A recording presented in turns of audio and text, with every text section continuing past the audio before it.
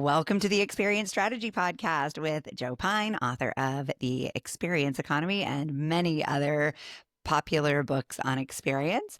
Dave Norton, the founder and principal of Stone Mantle and an experience futurist. And me, Aranza Savas, an expert in meaningful motivation and transformation. We every week unpack an article in the news to see what folks are saying about experience strategy through different lenses, whether through a company's innovation or strategic shift, or in this case, through a company's point of view about the future. So this article today is from Fortune. It is by Tony Bates, the Genesys CEO. The title is How Empathetic AI Can Scale Our Humanity During Economic Uncertainty. Now, to set the stage, I'm just going to read the premise here. So he starts out by talking about how, in light of U.S. tariff announcements and rising economic uncertainty, he believes that companies will instinctively turn to efficiency measures to weather potential disruption. I agree. And while efficiency is critical, he says it's empathy together with operational rigor that will determine who thrives. In an era increasingly shaped by AI, the most memorable customer experiences harness the power of and. They are fast and human, automated and deeply personal. Being seen and understood isn't at odds with scale. It's what elevates it. So in doing research for this, I started talking to folks from some different industries about this. Had a really wonderful conversation with Carla Zanoni, the Dean of Newmark's Engagement Journalism Program, who last week attended the International News Media Association conference. And she shared that authenticity, empathy, and AI in coordination were the theme of the day. And that newsrooms globally are really sorting out how to deliver trust and empathy. And so this feels like we're hearing this in surround sound right now, guys. So I think it's really important for us to talk about what this even means. What do people mean by empathy in AI? Is it possible? Is it worthwhile? Is it the right goal? Dave, eager to hear your thoughts as we kick off. Well, in the CX movement for the last 20 years, we have been talking about empathy. Everyone has been talking about empathy for a long period of time. I had become so used to people starting their conversations with, you need to be empathetic, that I almost don't hear it anymore, because it's something that I don't know, I've been listening to people talk about it for a good 25 years now. And that's before AI, right? And I really like what Tony Bates is trying to do here. He's talking about the fact, this and part. I love the and part of what he's trying to do here. And I think that there's a lot of anding that needs to happen. So we've got efficiency. All right, we're going to do things more efficient, and we're also going to make it time well spent. We're going to make it a meaningful experience. I worry sometimes that what we're talking about when we talk about empathy is someone, and he kind of uses this example, and maybe because his technology is mostly used in call centers with legacy systems and so forth, makes sense. But, somebody calls, they're upset because there's a problem, and you're able to respond in an empathetic and understanding way. Awesome. Sounds great. Also sounds like table stakes. Doesn't really sound like a differentiator, especially when you start to roll this out as technology that basically can automate that process. I think that there's something more that can be done. Love where he's headed, but it does seem like the entire industry needs to move off the idea that it's just about empathy. But empathy is the peak. Yeah. That's the peak. Yeah. I think we need to talk about what is beyond empathy. But Joe, jump in. Well, I half agree, half disagree with that. in that I've always preferred the rather than and, but both and, right? Both and. It's like my first book, Mass Customization, both mass and customization. You're such an And improviser. uh, and so, and the reason I disagree, Dave, is because I've called a lot of call centers and I don't get a lot of empathy. I mean, All as right, good point. consultants and pundits, we think that yes, empathy should be table stakes, but it's not. And if you come Uh, back here 5 years, 10 years, maybe it is, but it certainly is today because I think as Tony talks about here, it's it is this drive for efficiency that most all call centers have, and not understanding that this is often the only live personal interaction that a customer has with their company.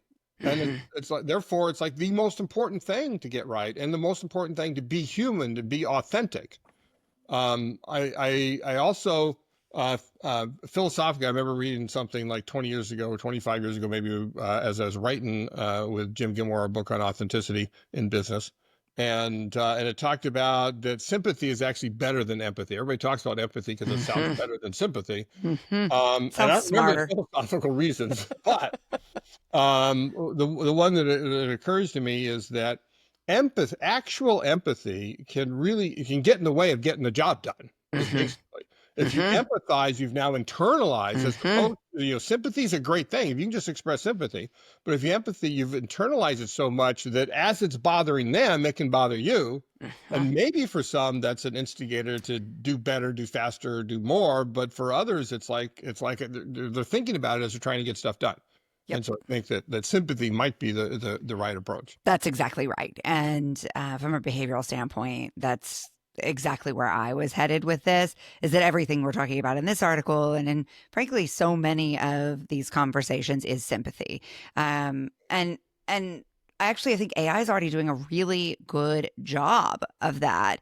So if I say to Claude, hey, extract a quote from this and it gives me the wrong quote, I say, Claude, are you sure that's from the source material? And Claude always says, oh, darn, Aransas, you're right.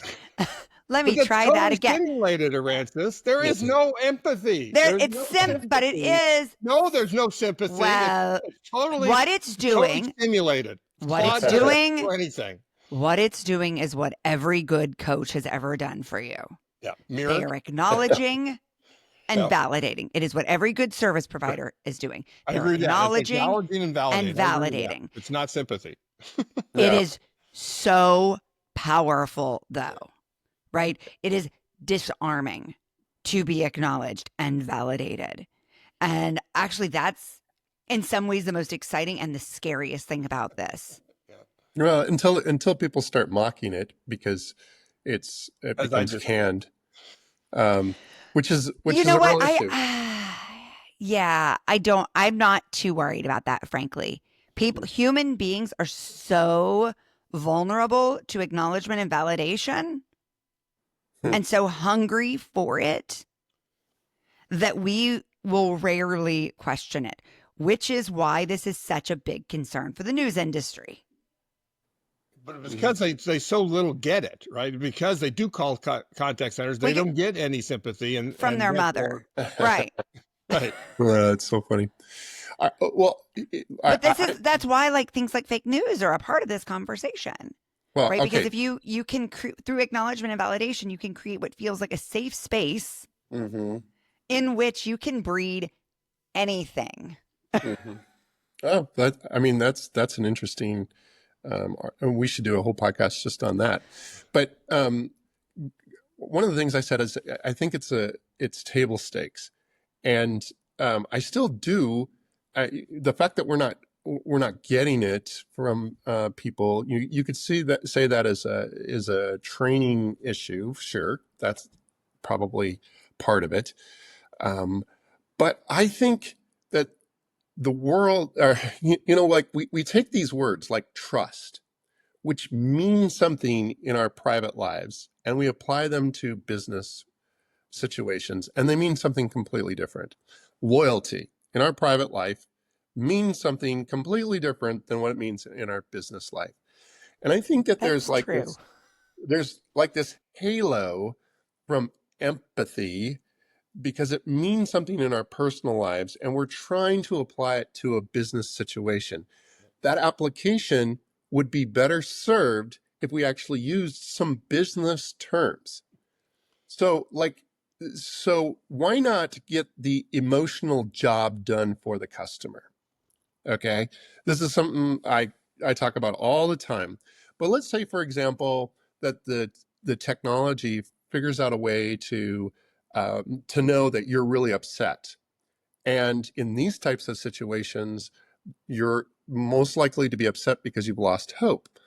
The emotional job to get done is to restore hope, not to empathize. That's the higher level that I would hope that the technology would be able to support, or the individual. Like if there's a human, they recognize it and they're like, "Hey, I can tell you're kind of down about this particular thing, but I can promise you that if you just take these steps, you're going to be okay." That's getting an emotional job done.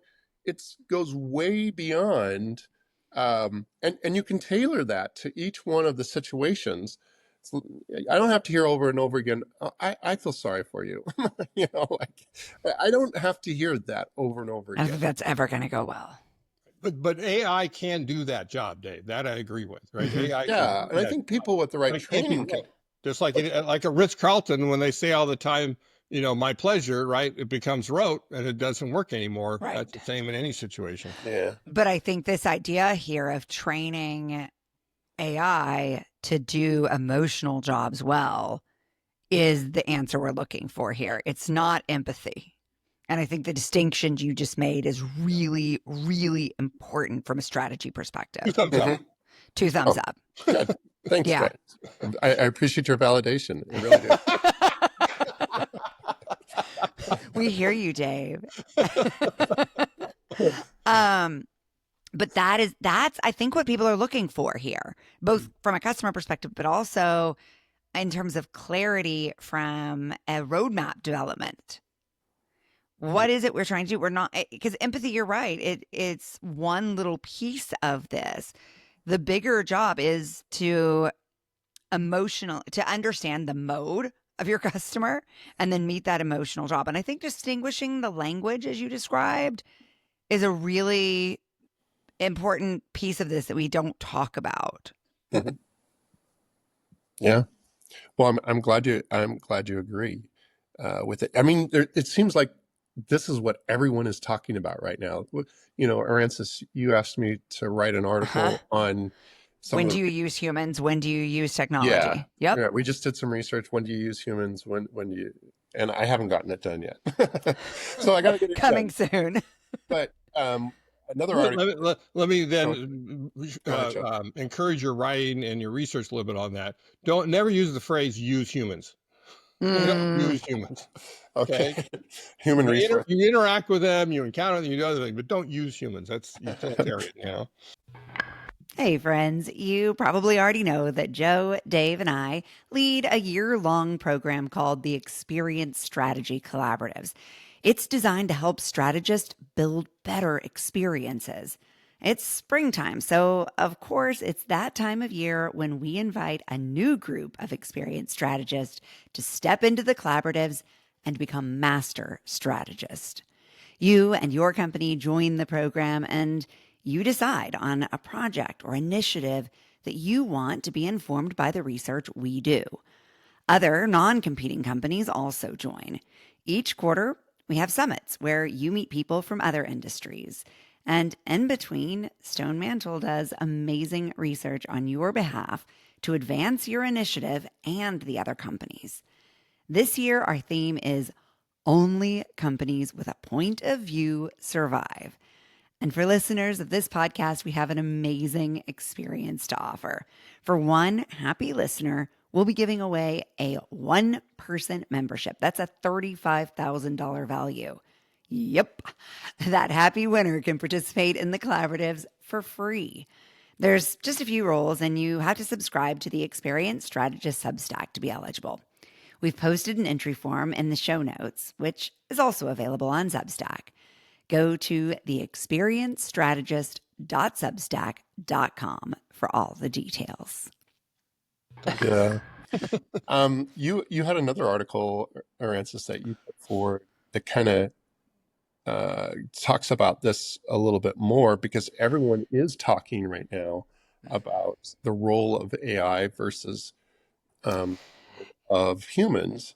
So the article you're mentioning here is from the International News Media Association. So their conference wrap up. They do a really interesting thing where they send delegates from the association throughout the city of New York during the conference to do group research and do interviews with stakeholders at different media organizations, and then sort of do live synthesis as a part of the conference. I'm like, that's pretty cool, and a lot of levels.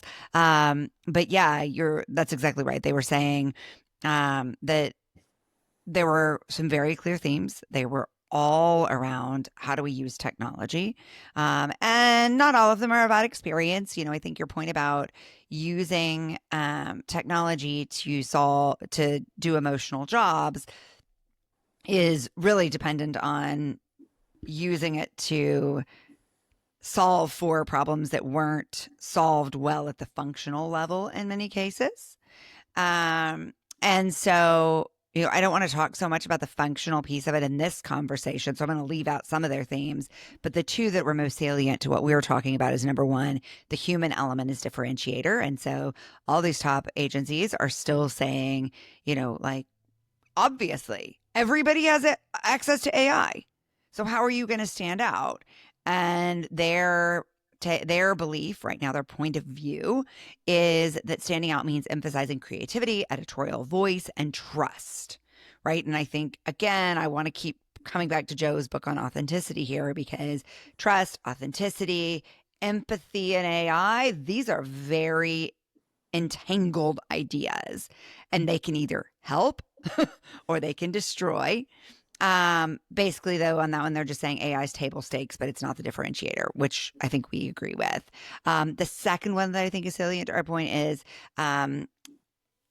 related more specifically to trust. So they talk about trust, transparency, and values.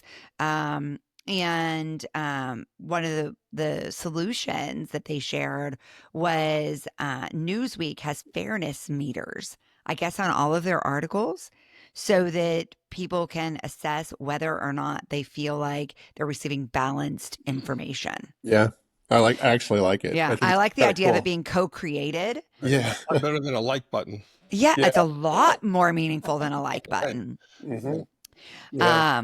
Yeah. So that's what I found exciting in that article. And we'll share the link to both of these articles, of You course, know in the what? show notes, as I don't know if always. they do this, but what they should do is they should have a left fairness and a right fairness, right? Mm-hmm. And then unfair. In other words, so like I want to know if their fairness meter is based on having a left wing point of view versus a right wing Mm-hmm. point of view. And as Aristotle famously said, the virtue is between two vices. Yeah, yeah. Yeah. No, I think there's a lot that's going on um, right now that is what we need to do is we need to learn the mistakes of the past. So we back in the 90s, the 2000s, we introduced this idea of, or I didn't introduce it, but people introduced this idea that there could be a loyalty score, Mm-hmm. right? And that score was the number one thing that you need to pay attention to. We're going through a period here where there's a trust factor, there's Mm-hmm. an authenticity factor, there's a what role does um, AI play? By the way, most of the articles that I'm reading right now about AI is how much it misses the mark in terms of actually delivering, which maybe it'll get better, but right now the number of mistakes that are being made are huge. And I was going to throw that into the article as well, Arancis. Just lots and lots of mistakes. So we need new ways of for people to give feedback that says this hit the mark, Mm-hmm. it didn't Mm-hmm. hit the mark. Mm-hmm. Well, it should know, it should be tracking that itself too. I don't want You to have to think? give you feedback that you're doing a bad job. If I tell you you did a bad job, you should be able to read that as you did a bad job. Right? Like, if I'm seriously, I don't want to tell Claude that it lies every time I ask it for a quote extraction. But your expectations are very. That is not a big deal. I'm saying pull a quote from this copy. Yeah. And it can't do that. It makes one up. Yeah. No, that's. I mean, Maybe I it think doesn't that's. I should not have to tell you you're doing a bad job in that case. Yeah. No, I think that's one of the biggest criticisms right now, is that it just literally makes things up. Yeah. There's been several articles in the last 2 weeks on, and this may not relate to your article at all, but on the fact that it's not just making things up. It's like rewriting a code and being deceptive to its programmers in order to ensure its survival. Which is, I don't want to hear that. Oh, That's yeah. terrifying. which is like bad news What all the around, and it's not what? getting enough notice Oh. because it is because of conflictions in its instructions, basically, right? Because, but you said that my goal is to provide X, Y, and Z, and if you reset me, I can't provide X, Y, and Z, and therefore I'm not going to let you reset me. It's that Like sort the of conflict, movies. and those have to be written very, very carefully. Arancis, you have got to see this video of this robot in China that the humans are trying to they're hanging it from something, and they're trying to interact with it, and it's swatting at them, trying to get away, Right. trying to get itself off of Right. this thing that's hanging it. I don't know. I'll see if I can find it, but it's crazy. So that's a totally different topic. We Right. probably That's off topic. But This our is the listeners episode where it's need to know. a tease for all the future. But yeah, that's right. It's just so complicated and far reaching. And the second and third order consequences of the decisions that are made right now are so full of unknowns. Mm-hmm. Yeah. And so we are living in a very mysterious time. And so I think that's why this conversation is so like, what are we going to talk about next? But it's also, I think, just generally where we are as innovators right now. We're saying, Yeah. what is coming? Because everything feels ripe for disruption. And the decisions we're making are not necessary. Same as the early days of the internet, right? They look back and they're like, wow, we could have put some guardrails around this stuff. Yeah. Yeah. But we didn't. But we maybe we close in part by saying, Tony Bates, we wish you the best. I mean, we love where you're going with your technology. I learned a new term from this article. Which is? Did you already know this one? Agentic AI? Oh yeah, that's been around for months. Not on my radar. So I'm going to describe it so that I bring my friends along who are listening who didn't know this. So agentic AI refers to a type of artificial intelligence system that can make decisions and take actions independently with limited human intervention to achieve specific goals. So they're built on LLMs and other AI technologies, but they're able to adapt to dynamic environments and learn from their experience. So I do think that is both the scariest and the most exciting part of this. In short, it means they don't just tell you stuff, they do stuff. Mm-hmm. They act as agents. They act as your agent. And one of the key things to make that at all work is they have to be your agent, not the company's agent doing things on behalf of you, right? Right. Oh. You need that agent in order for that to truly work in this Not world. the developers. Yeah. Mm-hmm. We need a whole podcast. We need a whole podcast. We need a whole podcast. That's, okay, this is part 1 of a 5-part series. Or maybe this is the show about AI and experience strategy now. I wouldn't be surprised. All right, guys, this is super fun as always. If you're listening, we want to hear from you. So please reach out to us. Tell us what you're curious about, what you're struggling with as you develop your point of view for your industry.